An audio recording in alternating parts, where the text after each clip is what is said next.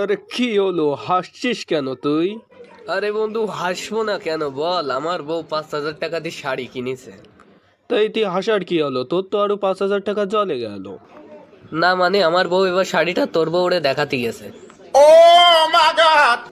বন্ধু, এই কয়েকদিন ধরে আমার না রাত্রে ঘুমানোর সময় অনেক সমস্যা হচ্ছে।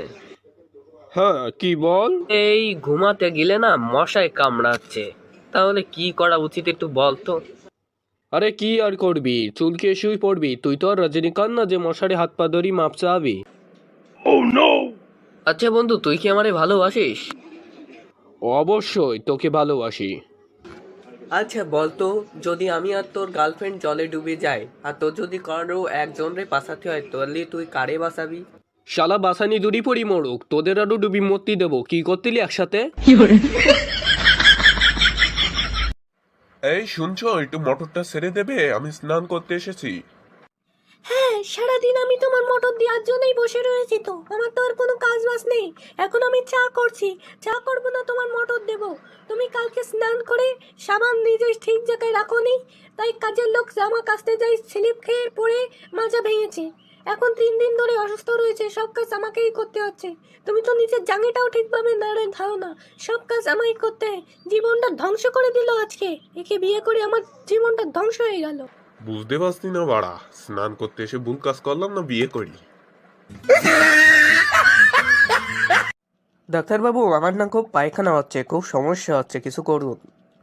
হ্যাঁ, তা আপনার পায়খানা কেমন? কেমন আর হবে, আমরা গরিব মানুষ, ওই যে 4টে বেড়া দিয়ে আর নিচে গর্ত খুঁজা।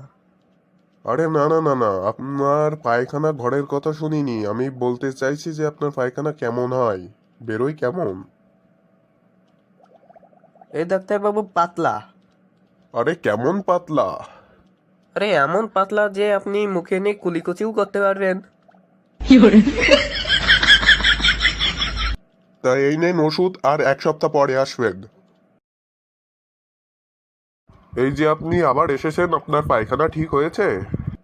ডাক্তারবাবু, আপনার ওষুধ খেয়ে তো আমার পায়খানা শক্ত হয়ে গেছে।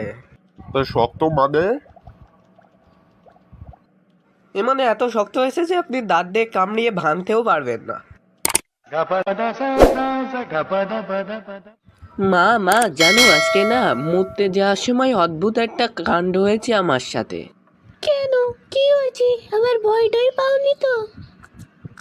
আসলে আমি যখন টয়লেটের দরজা খুললাম না, সব আলো জ্বলে উঠলো। তারপরে ঠান্ডা ঠান্ডা হাওয়া আসতে থাকলো, কেমন চারিদিকটা যেন ধোয়া ধোয়া।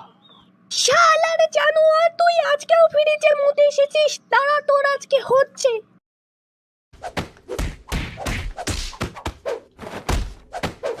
বাবা, সত্যি করে একটা কথা বলো তো, তুমি কোনোদিন ইউক্রেনে গেছো? না, কেন বলো তো? তাহলে পাকিস্তান?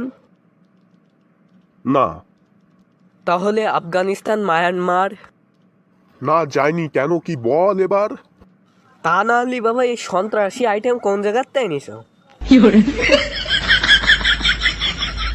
হাই, কেমন আছো? জ্বালাতন সব, একটু বসে হাঁকতেও দেবে না। শালা মেয়েরা আমার পিছনে এত পাগল কেন? হ্যাঁ, ভালো আছি। তুমি কি বসে আছো? এটা বসে থাকার জায়গা বলেই তো আমি জানি। How sweet. তা কতক্ষণ ধরে? এই তো 10 মিনিট ধরে। তা বসে কি করছো? লোকে যা এখানে করে। আচ্ছা ডার্লিং, আমি না তোমাকে পরে কল করছি। এখানে কোনো কাঁথার বাচ্চা আমার সব কথার উত্তর দিচ্ছে। কাকু, শেক আছে? শেখ মানে কি বলছিস সেসব? আরে কাকা, শেক সিগারেট চাচ্ছি। হ্যাঁ, আর হ্যাঁ, একটা লাইটারও দিও।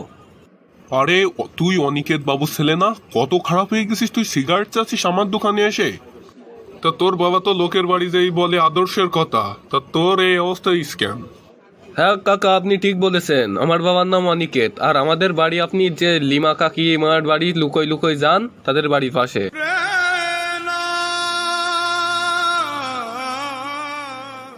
ওরে বাবা, ঠিক আছে ঠিক আছে, বুঝতে পারছি সব কথা, তুই সিগারেট নিয়ে যা, আর কোনো টাকাও দেয়া লাগবে না।